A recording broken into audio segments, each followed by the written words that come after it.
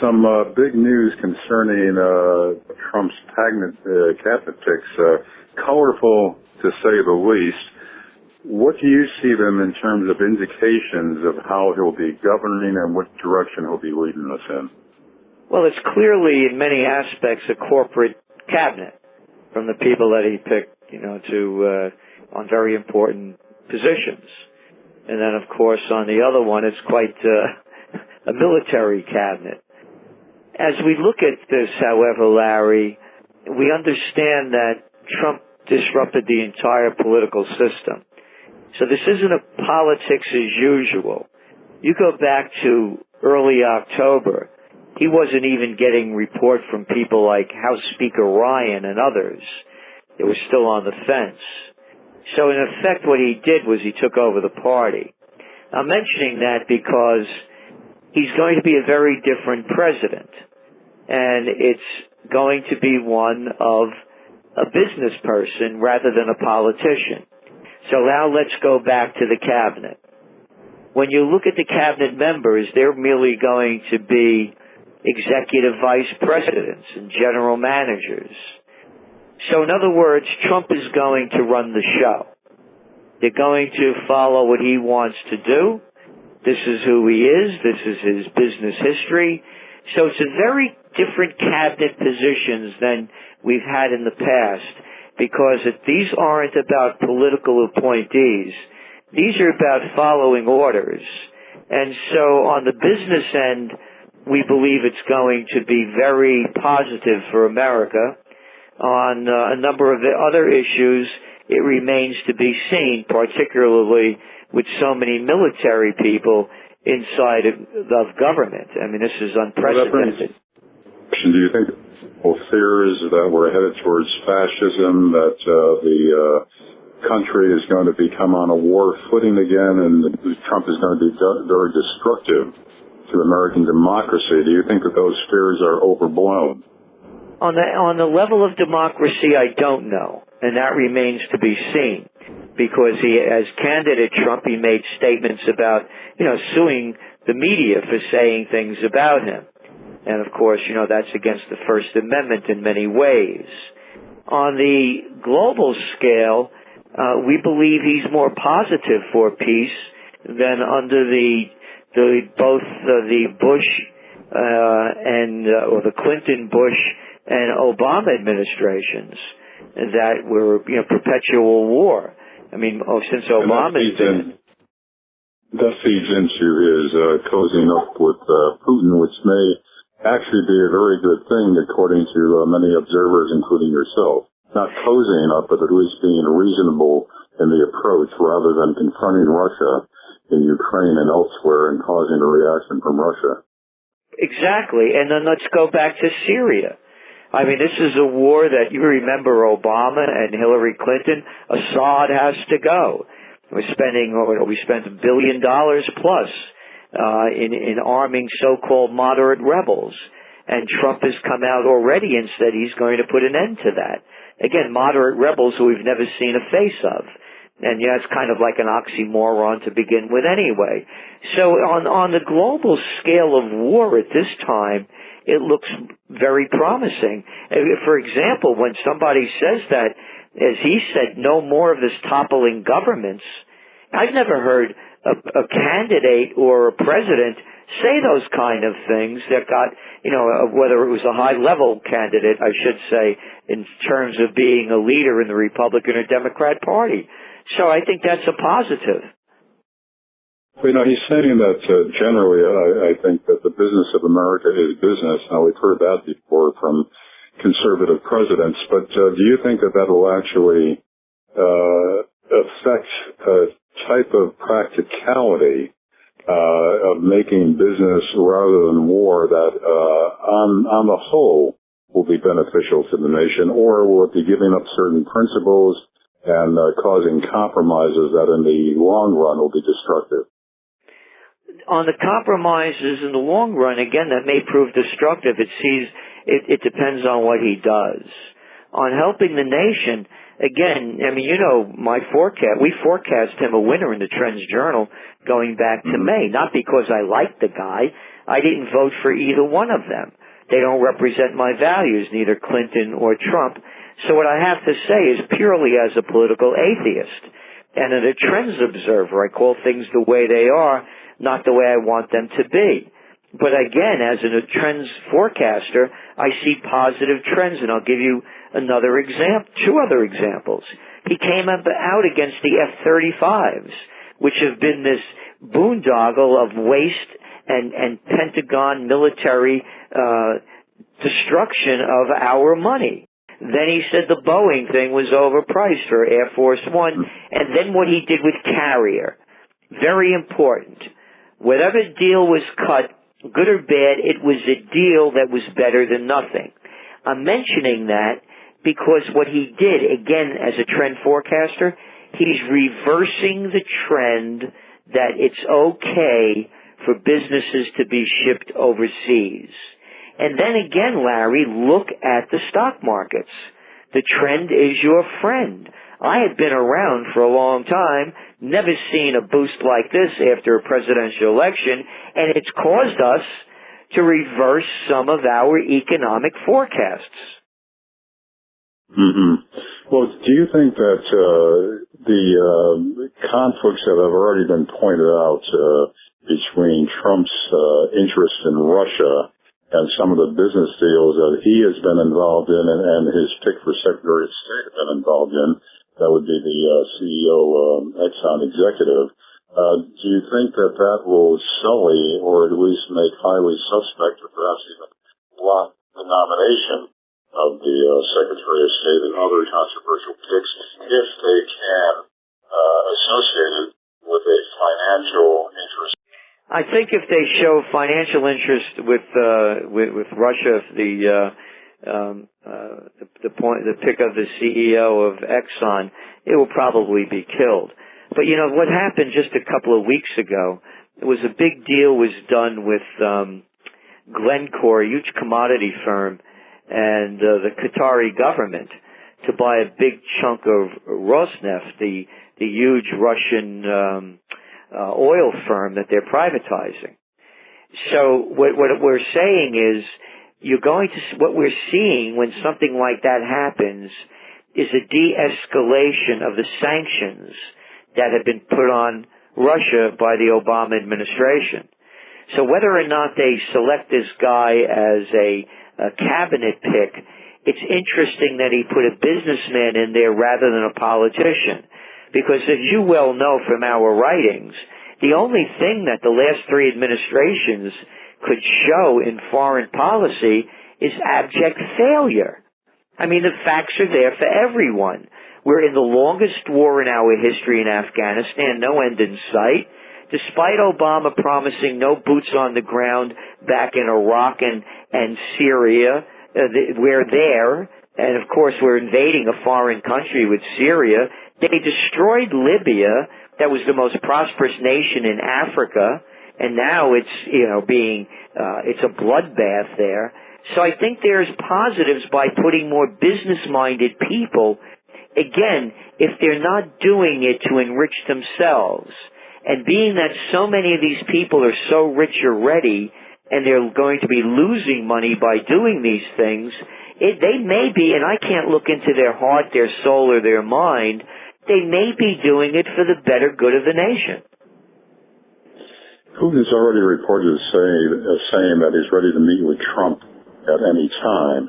And do you believe that an increasing warmth towards Putin will actually derail the increasing alliance that Putin's been forced to make with China because of the American sanctions and the American confrontational attitude? I don't think Putin's relationship with China will change. Oh, yeah, I backtrack on that. Yes, it will. The business of the world is business, and it'll only be about doing business. And right now, it's a lot of rhetoric going out. And we don't believe there's going to be trade wars. We believe that deals are going to be renegotiated, and they were lousy deals to be made anyway, because you look at the facts. I mean, we've had 22 years of negative trade data with Mexico since they put in NAFTA. It's one crummy deal after another. And again, China's not going to cut off selling to the United States. They're going to make a deal too. So I think this is a cooling out period, and I believe that it's going to be, you're going to see Trump have freewheeling to do anything that he wants for the next 2 years. And then the midterm elections come about. If he fails during those 2 years, then you're going to start seeing, again, a strong opposition to him in the forms of the Democrats taking the Senate and the House. Absent that, he's got a free ride. There are no political leaders that are going to stop him. Do you see his astounding announcement of contact with Taiwan as really the opening rounds of negotiations with China on trade? In other words, he's setting them up already to negotiate. Precisely. And again, look at all the business that America does in Taiwan, whether it's Dell or other companies that do a lot of business over there. And they're still selling Taiwan weapons. What Trump is telling them is that nobody's going to tell me what to do. And that's who he is. I mean, he showed that he's quite narcissistic in many ways during the campaign, and it's his show. And it's the reality show, and you had a presidential reality win. The winner of the presidential reality show was a reality show champion. So what you see is what you get. But what he's put on the table already is that unless China is more reasonable with its trade deals and allows renegotiation, then we'll just be getting a little bit friendlier with Taiwan. Do you see it that way? I do, but Taiwan could only provide so much. And I think the relationship is quite established with Taiwan, and that's going to be what it is. China needs America more than America needs China. And Trump knows that. Again, you look at the balance of trade, and the deficit is way on our side. So China's going to do what they can, because China's also going through, this is where Trump is wrong, by the way. He's saying that China's devaluing their currency so that they could sell more product. That is absolutely false. China has lost about 20% of its reserves because they've been trying to defend the yuan from going down. It's now down against 8-year lows against the dollar. And they're trying to stop capital outflows from money leaving China because the yuan is getting so bashed. But it's not only the yuan, it's all of the emerging not all of them, but many of the emerging market currencies. For example, the Turkish lira is another one. As the dollar gets stronger, all of these currencies get weaker. So China's not devaluing their currency to sell more product abroad. Quite the opposite. They're in a bind right now trying to boost the yuan up, but having a very difficult time with it as the dollar gets stronger.